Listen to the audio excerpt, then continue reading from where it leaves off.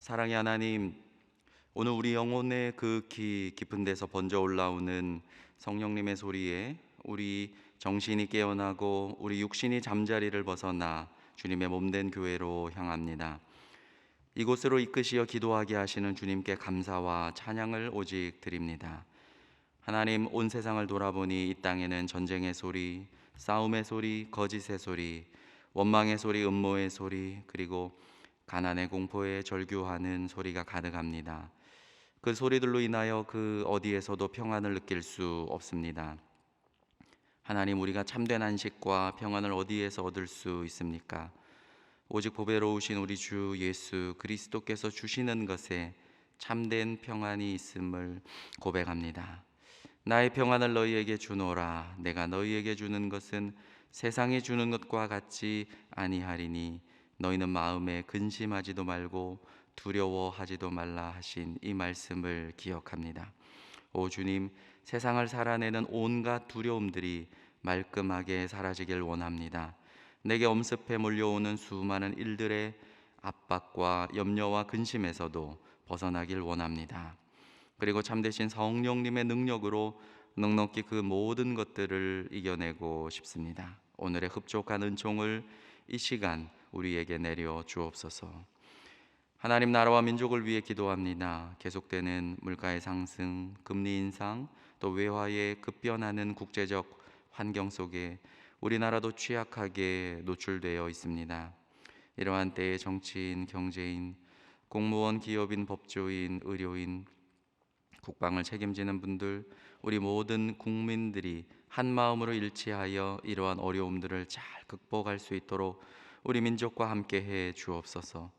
중요한 결정의 순간들마다 인간들의 지식과 능력보다 그 너머에서 역사하시는 결정적인 하나님의 손길이 도와주시기를 원합니다. 그리하여 여전히 우리 민족이 하나님의 손길 안에, 하나님의 다스림 안에 있음을 나타내 보여 주옵소서. 하나님, 이 땅의 교회들을 위해 기도합니다. 이제 107회 대한예수교장로회 총회를 마치고 새롭게 복음의 사람들로 예배자로 살기 위해 각 교회들이 힘쓰고 지혜를 모으고 있습니다. 각 교회들마다 죄의 고백과 죄악의 길에서 돌이켜 회개하는 역사가 일어나게 하시고 말씀의 능력들이 나타나며 찬양과 기도가 충만하게 채워지게 하옵소서. 그리하여 다시금 지역교회들이 지역사회를 건강하게 섬기고 나아가 세계 선교를 위해 힘있게 뻗어가는 교회들이 되게 하옵소서. 하나님, 특별히 러시아와 우크라이나와 그 인근 지역들에서 전쟁의 공포 아래 사역하시는 선교사님들을 위해 기도합니다. 선교사님들의 신원의 안전을, 또한 섬기는 교회와 양육받는 현지 성도들을 지켜 보호해 주옵소서. 그리고 속히 전쟁을 멈추어 주옵소서. 오직 복음만이 이 전쟁을 그치게 하며 탐욕과 권력에 사로잡힌 세상의 군원들을 시편의 말씀처럼 철장으로 그들을 깨뜨리며 질그릇같이 부수리라 한 말씀이 이루어질 것을 믿습니다. 그리하여 오직 물이 바다를 덮음같이 여호와의 영광을 인정하는 것이 온 세상에 가득해지기를 원합니다. 하나님, 소망교회를 위해 기도합니다. 좀 더 안정되어가는 코로나 상황 속에 교회의 모든 모임들이 더욱 풍성해지고 활발해지기를 기도합니다. 모이기를 힘쓰고자 하는 성도들의 마음이 하나로 모아지게 하시고 그것이 성령님을 더욱 사모하여 기도의 열기로 불붙게 되기를 원합니다. 그리고 그 동력을 가지고 사회로 흩어질 뿐만 아니라 우리나라의 농어촌 교회들과 전 세계에 이르기까지 위대한 주님의 사명들을 감당하는 교회가 되게 하옵소서. 특별히 김경진 담임 목사님을 영육간에 강건하게 지켜주시고 날마다 말씀과 성령의 능력으로 충만하게 채워 주옵소서. 이제 주의 말씀을 듣기를 원합니다. 이스라엘의 역사를 되돌아볼 때 우리 개인의 인생과 삶의 역사를 되돌아보는 자리가 되게 하시고 오직 주님의 은총의 손길들을 세밀하게 느끼는 시간이 되게 하옵소서. 예수님의 이름으로 기도드립니다. 아멘. 이 시간 주시는 하나님의 말씀은 에스겔 16장 23절에서 43절의 말씀입니다. 함께 합독하시겠습니다. 주 여호와의 말씀이니라. 너는 화 있을진저 화 있을진저 내가 모든 악을 행한 후에 너를 위하여 누각을 건축하며 모든 거리에 높은 데를 쌓았도다. 내가 높은 데를 모든 길 어귀에 쌓고 내 아름다움을 가증하게 하여 모든 지나가는 자에게 다리를 벌려 심히 음행하고 하체가 큰 내 이웃나라 애굽 사람과도 음행하되 심히 음란히 하여 내 진노를 샀도다. 그러므로 내가 내 손을 내 위에 펴서 내 일용할 양식을 감하고 너를 미워하는 블레셋 여자 곧 내 더러운 행실을 부끄러워하는 자에게 너를 넘겨 임의로 하게 하였거늘 내가 음욕이 차지 아니하여 또 아수르 사람과 행음하고 그들과 행음하고도 아직도 부족하게 여겨 장사하는 땅 갈대아에까지 심히 행음하되 아직도 족한 줄을 알지 못하였느니라. 주 여호와의 말씀이니라. 내가 이 모든 일을 행하니 이는 방자한 음녀의 행위라. 내 마음이 어찌 그리 약한지 내가 누각을 모든 길 어귀에 건축하며 높은 데를 모든 거리에 쌓고도 값을 싫어하니 창기 같지도 아니하도다. 그 남편 대신에 다른 남자들과 내통하여 간음하는 아내로다. 사람들은 모든 창기에게 선물을 주거늘 오직 너는 내 모든 정든 자들에게 선물을 주며 값을 주어서 사방에서 와서 너와 행음하게 하니 내 음란함이 다른 여인과 같지 아니함은 행음하고도 너를 따르는 자가 없음이며 또 내가 값을 받지 아니하고 도리어 값을 줌이라. 그런즉 다른 여인과 같지 아니하니라. 그러므로 너 음녀야 여호와의 말씀을 들을지어다. 주 여호와께서 이같이 말씀하셨느니라. 내가 내 누추한 것을 쏟으며 내 정든 자와 행음함으로 벗은 몸을 드러내며 또 가증한 우상을 위하여 내 자녀의 피를 그 우상에게 드렸은즉 내가 너희 즐거워하는 정든 자와 사랑하던 모든 자와 미워하던 모든 자를 모으되 사방에서 모아 너를 대적하게 할 것이요 또 내 벗은 몸을 그 앞에 드러내 그들이 그것을 다 보게 할 것이며 내가 또 간음하고 사람의 피를 흘리는 여인을 심판함 같이 너를 심판하여 진노의 피와 질투의 피를 내게 돌리고 내가 또 너를 그들의 손에 넘기리니 그들이 내 누각을 헐며 내 높은 데를 부수며 내 의복을 벗기고 내 장식품을 빼앗고 내 몸 벌거벗겨 무리를 데리고 와서 너를 돌로 치며 칼로 찌르며 불로 내 집들을 사르고 여러 여인의 목전에서 너를 벌할지라. 내가 너에게 곧 음행을 그치게 하리니 내가 다시는 값을 주지 아니하리라. 그러한즉 나는 내게 대한 내 분노가 그치며 내 질투가 내게서 떠나고 마음이 평안하여 다시는 노하지 아니하리라. 내가 어렸을 때를 기억하지 아니하고 이 모든 일로 나를 분노하게 하였은즉 내가 내 행위대로 내 머리에 보응하리니 내가 이 음란과 내 모든 가증한 일을 다시는 행하지 아니하리라. 주 여호와의 말씀이니라. 아멘. 에스겔은 역사를 참 좋아합니다. 그의 예언사 안에는 역사 이야기들이 많이 들어 있습니다. 20장이 대표적이고 또 16장, 17장, 또 19장, 23장도 역사 이야기입니다. 역사는 관점이 중요하죠. 내가 어떤 관점으로 역사를 서술하느냐, 또 역사를 서술할 때에는 그 기록하는 서술 방식도 결정을 해야 할 것입니다. 예를 들어 에스겔서 이제 20장 같은 경우는 역사 서술의 관점이 배신의 역사이죠. 어떤 배신의 관점으로 이스라엘 역사를 쭉 서술했습니다. 17장, 19장의 경우도 역사 이야기인데요. 시대는 한정을 좀 시켜봅니다. 유다의 마지막 수십 년만을 집중적으로 조명해서 썼습니다. 서술 방식은 그냥 이야기를 쭉 나열하기보다는 상징적인 비유, 또 그런 은유를 사용하게 됩니다. 오늘 우리가 살필 이제 16장, 또 나중에 23장도 역사 이야기입니다. 시대는 이스라엘 역사의 황금 시대만을 조명해 봅니다. 가장 잘 살았을 때의 이야기였던 것이죠. 그래서 다윗과 솔로몬 시대, 또 왕정 시대 이야기를 살펴봅니다. 서술 방식은 마찬가지로 상징적인 비유를 사용하고 있습니다. 오늘 본문 16장은 그래서 길거리에 버려진 소녀 이야기에 대한 비유이고, 나중에 23장은 두 자매의 이야기죠. 오홀라와 또 오홀리바의 비유로 역사를 서술하고 있습니다.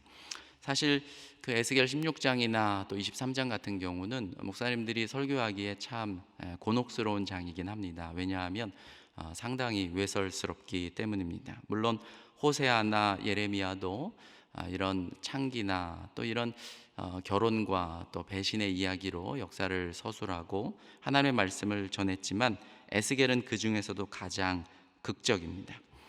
16장은 거의 읽기가 낯뜨거워 저자거리에서 에스겔이 아마 그 고운 목소리로 이 노래 가사에 곡조를 붙여서 노래를 불렀던 것 같고, 그것을 바벨론 포로민들이 들었던 것 같습니다. 그래서 사람들은 에스겔에게 별명을 붙여줬죠. 고운 목소리에 외설스러운 노래를 만들어 부르는 경박스러운 예언자라고 그의 별명을 붙였습니다. 사실 에스겔은 우리가 알다시피 그는 권력층이었고 귀족 출신이었습니다. 사독 제사장이면 당시 최고의 권력층이었거든요. 그런데 그에게 하나님이 외설스러운 이런 비유로 역사를 노래하고 또 곡조를 붙여서 저작거리에서 부르도록 시킨 것이죠. 자, 16장의 짜임새를 한번 다시 보면 1절에서부터 14절까지가 야생의 소녀가 왕비가 되는 이야기이고, 또 15절에서부터 34절이 거꾸로 그 은혜를 배반하고 다시 창녀로 되돌아오는 이야기입니다. 또 오늘 읽었던 본문의 마지막 부분은 그랬기 때문에 하나님께서 내리신 심판에 대한 말씀입니다. 1절에서부터 8절까지를 혹 우리가 다시 보면 출생에서부터 사춘기까지를 다루고 있었습니다. 예루살렘의 근본을 한번 다시 정리해 볼 필요가 있겠죠. 우리가 아는 바로 예루살렘은 다윗이 예루살렘을 정복한 이후에 이스라엘의 땅으로 이제 돌아오게 되었는데, 사실 예루살렘 성 안에는 여부스 족속이 살고 있었습니다. 하나님이 지금 16장을 통해서 예루살렘의 인종적인 기원을 끄집어내시는데, 유다인들에게는 그리 달갑지가 못합니다. 왜냐하면 그 출발이 근본 없는 이방인들의 혼혈 족속이라고 그 기원을 밝히고 있기 때문입니다. 그래서 아버지는 저 동쪽의 아모리 족속, 또 어머니는 그 아나톨리아 터키 쪽에서 내려온 헷 족속이라고 그 기원을 밝혀주고 있습니다. 헷 족속은 인도 유럽 어족이었고, 그래서 그 아나톨리아 지역에서 주전 16세기에 있다가 14세기에 최정성기를 이루고 주전 12세기에 이제 쇠퇴하면서 가나안 땅으로 내려온 족속입니다. 그리고 그 예루살렘의 아버지계라고 하는 이 아모리 족속은 저 바벨론 땅에서 주전 20세기부터 살았던 족속인 것이죠. 그리고 이들이 우르 제3왕조를 멸망시키고 바벨론 제1왕조를 세웁니다. 그리고는 서쪽으로 넘어와서 팔레스타인을 정복하고, 그리고 가나안 땅에 이주해 온 백성인 거예요. 그래서 하나님이 지금 예루살렘에게 내 근본이 이와 같다. 어머니는 아모리족이고 어머니는 저 약간 북쪽에서 터키 쪽에서 내려온 헷 족속이 아니냐. 그러니 이 유다인들이 이게 우리의 DNA야? 그럼 얼마나 그 자존심이 상하겠습니까? 스스로를 선민으로 여겼던 유다인들에게는 굉장히 충격적인 DNA 보고가 아닐 수 없습니다. 비참한 기원을 하나님이 공개하는 것이죠. 그런데 더 충격적인 것은 나자마자 들판에 버려졌다라는 사실입니다. 세상에 이렇게 불쌍한 기원이 있을까요? 출생이 있을까요? 오늘날 세계 곳곳에서도 종종 버려지는 아이들이 있습니다만, 예루살렘은 여자아이의 지금 비유가 되고 있는데, 고대의 태아 보호 풍습 4가지를 받지 못했다, 지금 그렇게 4절에서 얘기하고 있어요. 아이가 태어나면 탯줄을 끊어야 되고, 또 물로 씻겨야 되고, 소금을 뿌리고 포대기로 잘 싸야 하는 거예요. 아마 이 소금을 뿌린다는 것은 혈액순환을 도왔던 하나의 민간요법이었던 것 같고, 또 이렇게 악신을 쫓아내는 그러한 풍습이었던 것 같습니다. 그런데 그의 부모가 부모로서의 의미를 포기한 채 이 4가지를 다 행하지 않고 들판에 버리는 것입니다. 놀라운 것은 바로 그때 여호와께서 곁을 지나가신 것이에요. 그리고 하나님은 선한 사마리아인과 같이 반응을 하셨습니다. 구해야 되겠다. 그래서 하나님이 이와 같이 생명의 명령을 그 버려진 아이에게 말씀하셨습니다. 선포하셨습니다. 내 피 속에서라도 살아라. 하나님의 축복의 명령이었습니다. 하나님은 그 근본 없는 출신에 버려지기까지 한 여자아이를 은혜로 건져서 키웠다라는 것입니다. 그것이 우리에게도 동일하게 적용이 된다는 것이죠. 참 아이는 참 빠르게 큽니다. 그래서 곧장 이야기는 사춘기로 넘어가요. 7절부터 이어지죠. 그래서 이제는 어엿하게 결혼할 수 있는 매력적인 여인이 됩니다. 낯선 이방인이 결혼하기 위해서 채가기 전에 하나님이 곁을 지나가시다가 또 보셨습니다. 그리고는 아내로 맞아 들이십니다. 그래서 지난 토요일 날 말씀을 들었듯이 내 옷을 내 위에 덮었다. 그것은 룻이 보아스로부터 이 은총의 행위를 얻었듯이 이게 남성이 이제 여성을 아내로 맞아들이겠다라는 고대의 언어적인 표현입니다. 남편이 아내로 맞고 그녀를 책임지겠다라는 뜻입니다. 자, 이어지는 이제 9절에서 14절까지는 이 야생의 소녀가 이제 신랑을 잘 만나서 왕비가 됩니다.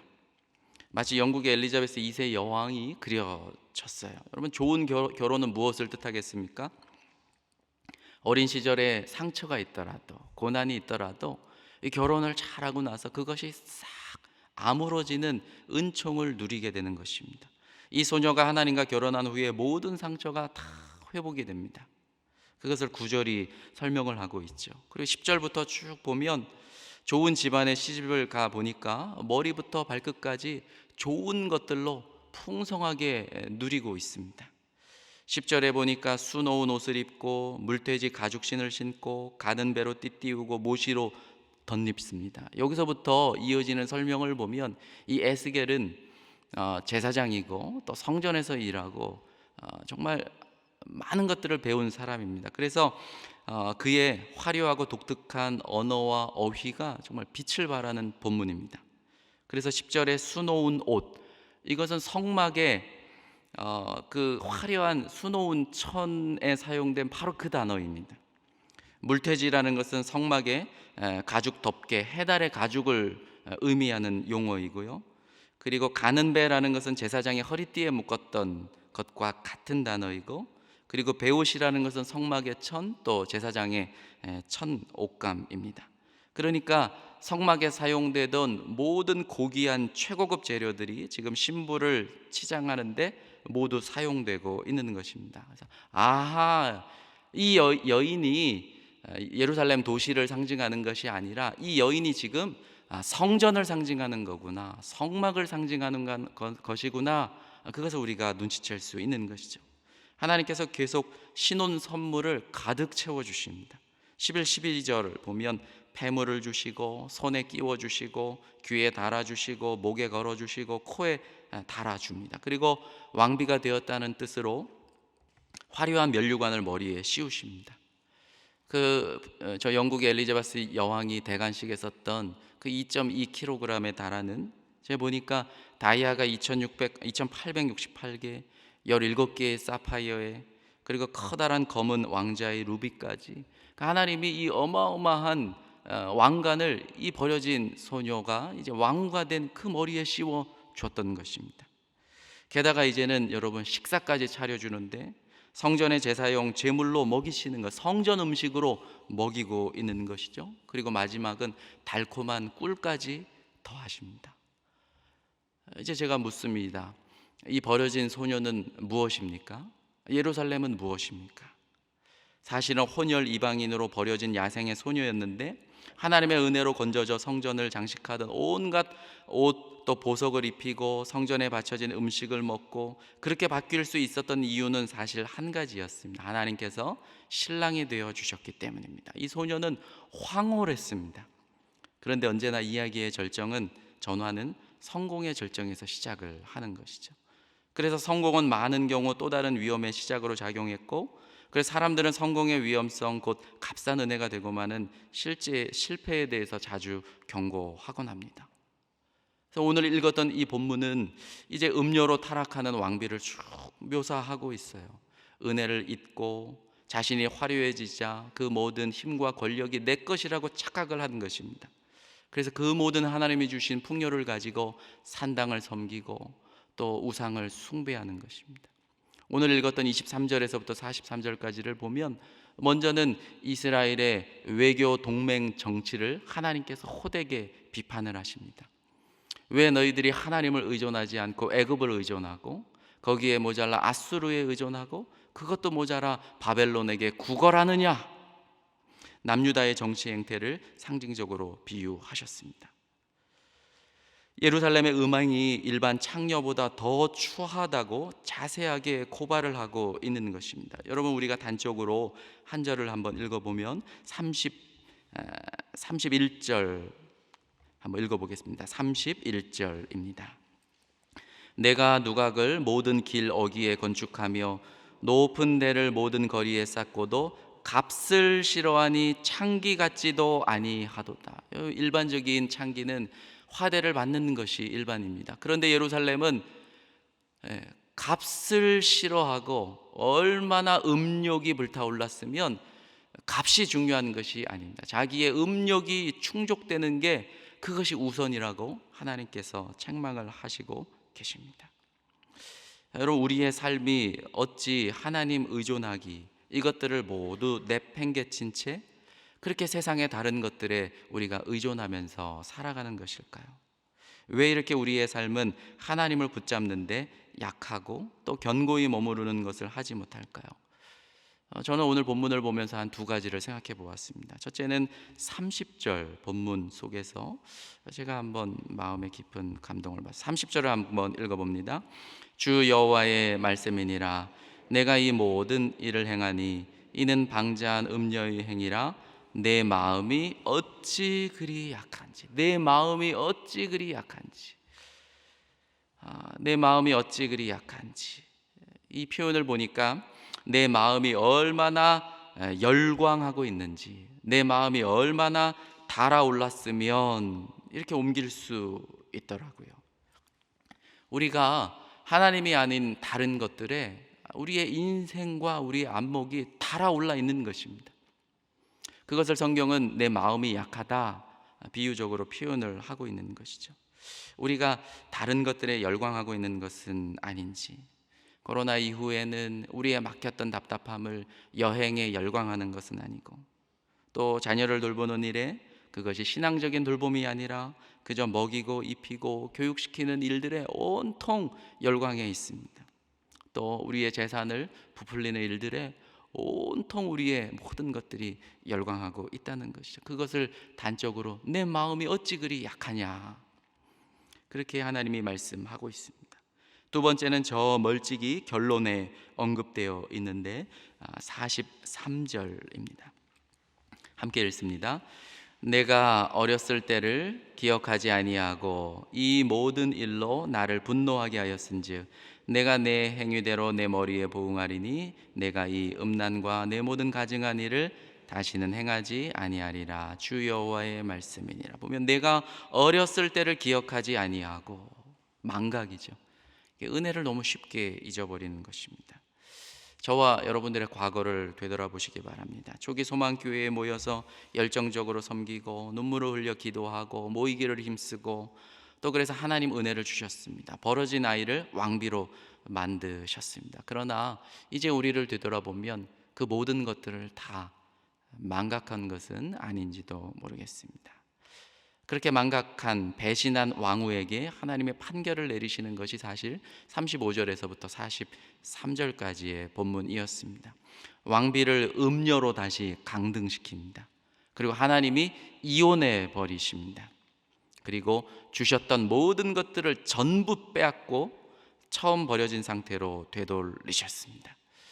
제가 이번에 엘리자베스 2세 여왕의 마지막 가는 모습을 볼 때 가장 인상적인 것 아마 여러분도 보셨을 것입니다.